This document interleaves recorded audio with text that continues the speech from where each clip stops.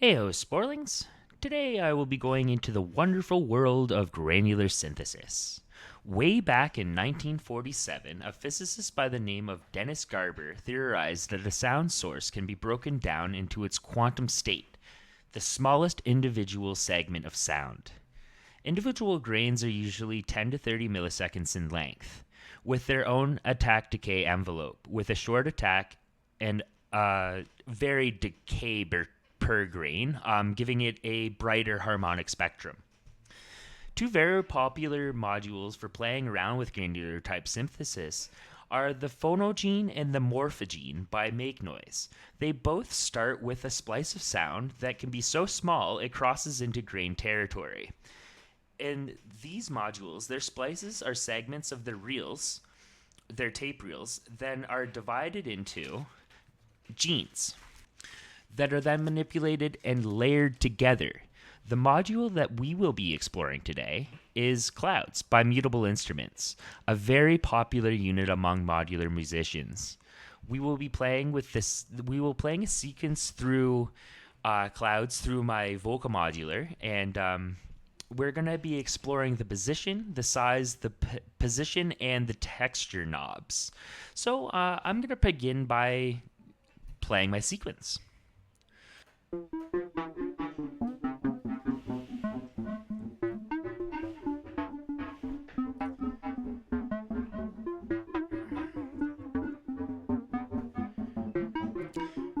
Alright, so now what I'm going to do is turn that down a little bit so you can hear me well when this gets a little louder, when the grains start getting a little bit more in number. I'm going to increase the density knob right now, and we're just going to explore and see what happens when that goes up.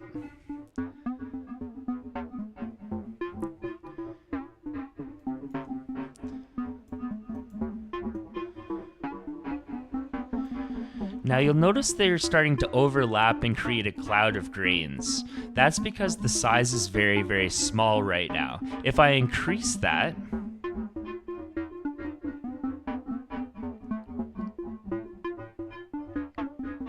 the grains still overlap, but they're more coherent because they're longer in size now, so they're not so choppy.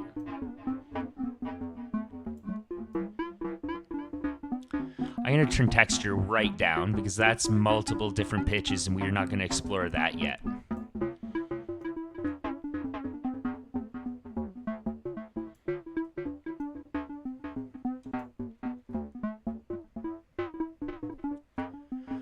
Alright, I'm going to increase the size a little bit more to get a little bit more of a bite of sound here in our grains.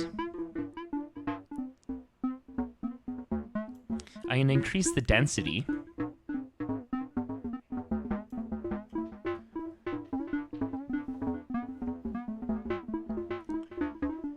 Now the grains are coming in as a bigger cloud, as you can see, as the density increases.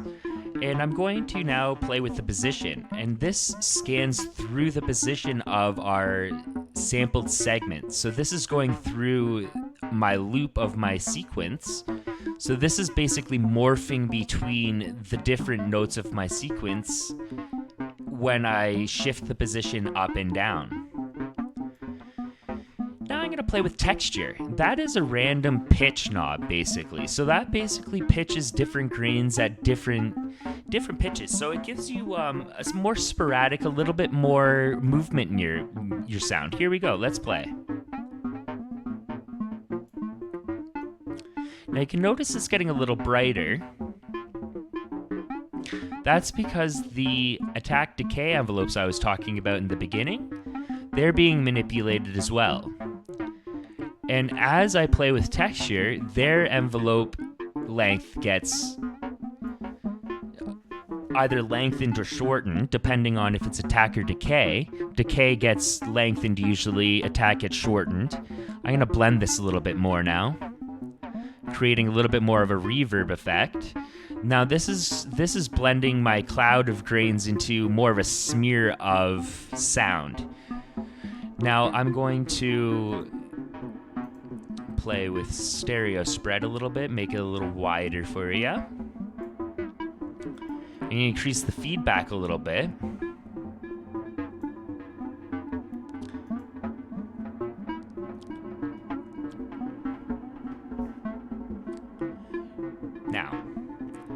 you can play with the pitch knob. That pitches your sound, so it'll start at the bass pitch and then it'll move up 15 or so semitones. So it starts at its bass pitch and then boom, it goes up, up, up, up, all the way to its maximum value right there. Now what I'm going to do is I'm going to hook the blue envelope, the bipolar envelope, because I have bipolar clicked here, and it's a self-cycling envelope, so it's basically an LFO, and I'm going to hook that into position. Now that's going to scan through position in a cyclical motion, slightly slow because it's divided by 8. It's 90 beats per minute divided by 8, so it's quite a slow modulation rate. Now I'm going to take the random out, and I'm going to put that into size. Now that's randomly choosing sizes for my grains.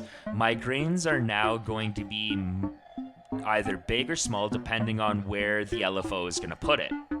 Now I'm going to take the slow sine wave and put it into density. And I'm going to take the slightly faster sine wave from the dope for LFO, and I'm going to put it into texture, so I get a cyclical modulation of both density and texture. I'm going to take the output of the random LFO and put it into blend for a final little touch of happy modulation here, giving me a nice blended, unblended sequence of clouds and unclouded sound. So thank you so much for watching my video on clouds. I hope you learned something interesting today about this interesting little unit here. I hope you get to make all sorts of ambient textures with it. What I was going to say is next week I'm thinking about doing a video on attack, decay, release, attack, decay, and attack, decay, sustain, release envelopes. So we're going to go over envelope generators and their functions and patches. I hope you enjoyed this video. Thanks so much for watching. Please subscribe and like and share the video. That'll help the channel grow. Thanks so much, guys. Love you all. Spore out.